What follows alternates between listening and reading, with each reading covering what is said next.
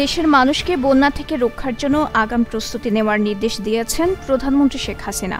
মঙ্গলবার জাতীয় অর্থনৈতিক পরিষদের নির্বাহী কমিটির সভায় প্রধানমন্ত্রী এই নির্দেশনা দেন। সভায় অনির্ধারিত আলোচনায় প্রধানমন্ত্রী বলেন, চলতি বছরের আগস্ট মাসে দেশে বন্যার আশঙ্কা রয়েছে। বৃষ্টির প্রভাব পড়বে, সবাইকে বন্যা মোকাবেলায় আগাম প্রস্তুতি নিতে হবে।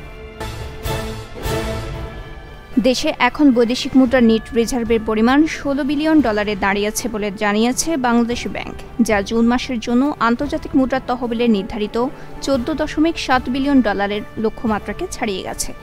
মঙ্গলবার এই তথ্য নিশ্চিত করেছেন বাংলাদেশ ব্যাংকের নির্বাহী পরিচালক ও মুখপাত্র মেজবাউল হক। সাংবাদিক দম্পতি সাগররুনি হত্যা মামলার তদন্ত শেষ করতে এবং বিচার শুরুতে বিলম্বের বিষয়টি দেশের ফৌজদারি বিচার ব্যবস্থার সঙ্গে ক্রমাগত উপহাস এবং এটি বিচার ব্যবস্থাকে ক্ষতিগ্রস্ত করছে। বিচারপতি শেখ হাসান আরিফ ও বিচারপতি মোহাম্মদ বজলুর রহমানের দেয়া এক আদেশের পূর্ণাঙ্গ পর্যবেক্ষণে এমনটা বলা হয়েছে। মঙ্গলবার গত 13 মে দেয়া ওই রায়ের 65 পৃষ্ঠার পূর্ণাঙ্গ পাঠ প্রকাশিত হয়েছে। চট্টগ্রামের টানা 4 দিনের বৃষ্টিতে জনজীবনের চরম দুর্ভোগ নেমে এসেছে।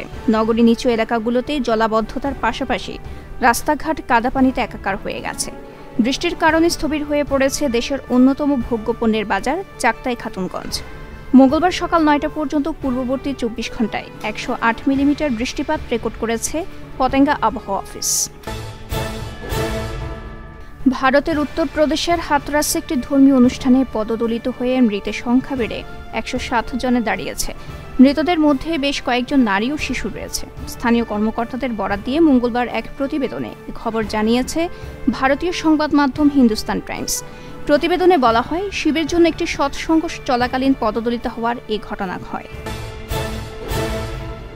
প্রত্যয় স্কিম নিয়ে শিক্ষকদের আন্দোলনের কোনো যুক্তি খুঁজে পাচ্ছেন না বলে জানিয়েছেন অর্থমন্ত্রী আবুল হাসান মাহমুদ আলী।